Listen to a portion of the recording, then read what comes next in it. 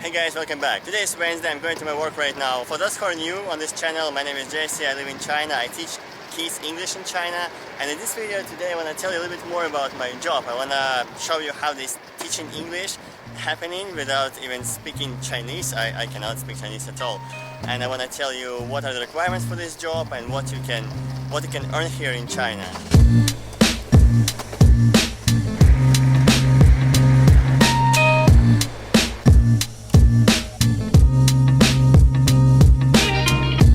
Today I got 3 classes and all 3 tests. It means I don't need to teach, I just need to review the materials and then we have a test. Alright, actually 3 classes is really a lot because I'm gonna start at 2:30, I finish at 8 o'clock, 8 p.m. because every class is 1 hour, 30 minutes, so I need to have some coffee. Hello, just one question, what do you like about this job? The money is okay. Yeah. Everything is okay, but sometimes the naughty kids makes us just angry. Not angry, but like this is not we about can't. that school, everywhere. Everywhere is the same actually. You will go there. You need to face troubles regarding. Seriously, you're not recording. I am recording. It's Please, red for button. God's sake! Oh my God! Hi guys, you know something? What are you doing in China? I came to China in 2016. And the first time I started language course, try to learn Chinese, but I find out it's kind of difficult for me. Yeah. So after that, I've heard a lot of my friends they're doing this job, English teaching job. So one of my friend and one of my brother, they helped me to do how to teach in China because I have no idea how to do these things. But when I start, I feel in the beginning it's okay for me, but slowly I like this thing, man. Yeah, I put my passion into it. I work hard, so now I'm here in this brand. I saw your classes. Yeah, in Super this active. brand. Yeah, good money here, so I like it. Okay. So let's start. Lee, Eric, sit here. 3, 2, 1, come. Okay, Sunny, is he okay? No, he is not. He is Sick. sick. Everyone, he is sick. He is sick. 3, 2, 1, go. Okay, Eric, is he okay? No, he is sad. Huh? I was sleeping. You are sleepy or he is sleepy? No, he is sleeping. Alright, sit down. Alright, look at Billy. 3, 2, 1. How is he? Think that excited. In his test.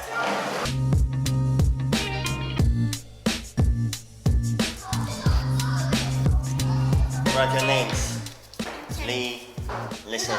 What are you doing? Are you doing? 怎么弄啊？就圈起来那个就可以了。就光圈那个数字吗 Hey, are you okay?？Yes, I am. 好，干嘛？ Take a seat.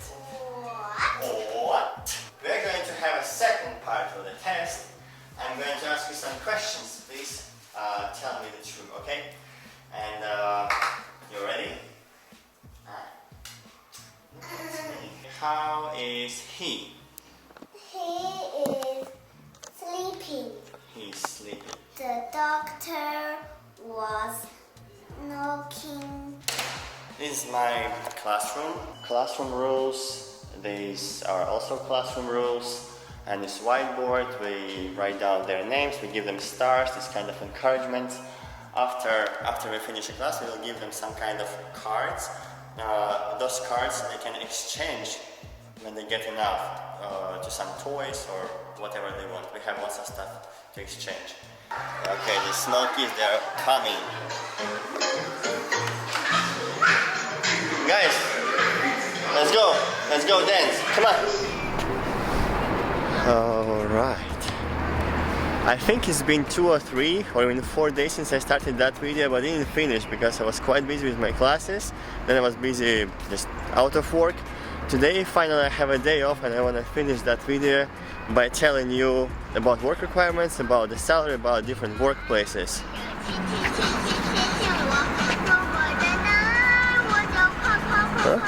I hope guys that singing rock is not too annoying, you cannot hear it.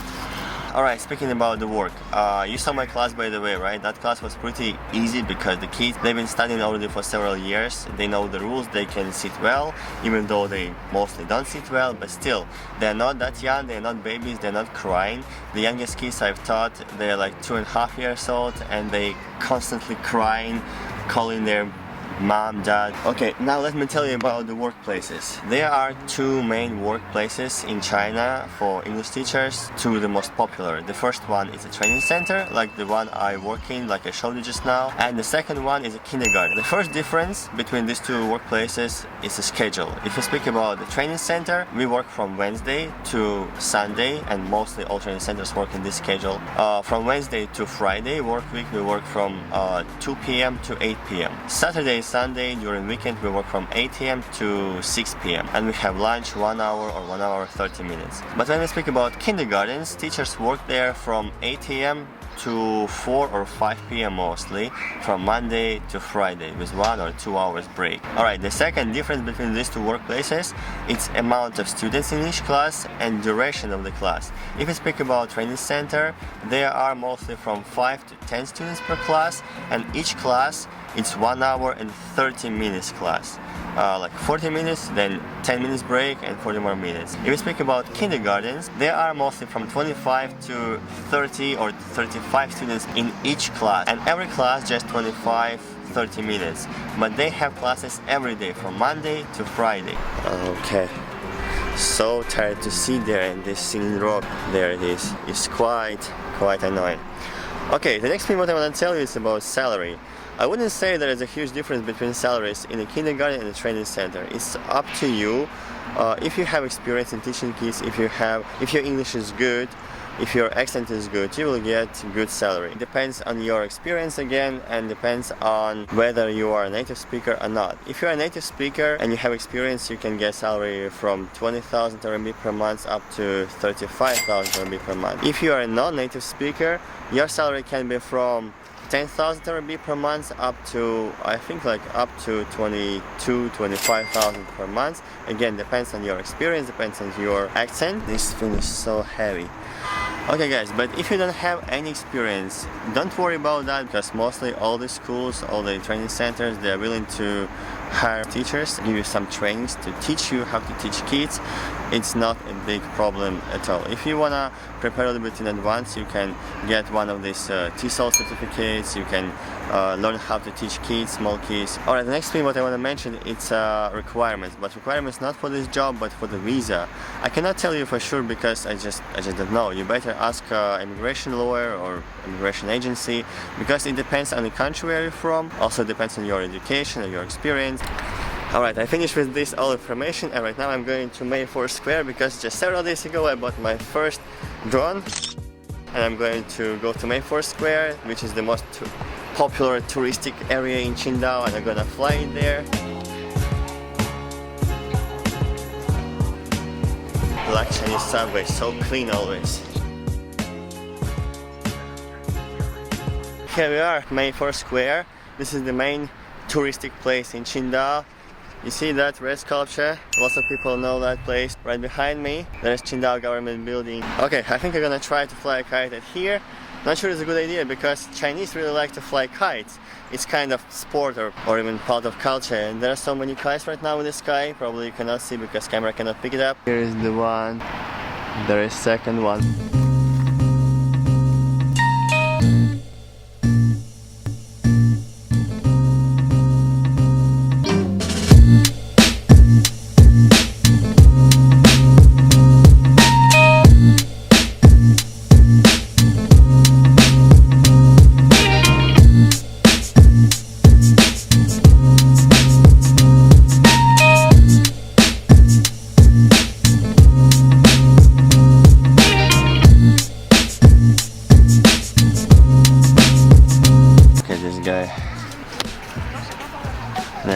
kite right here, right in front of me.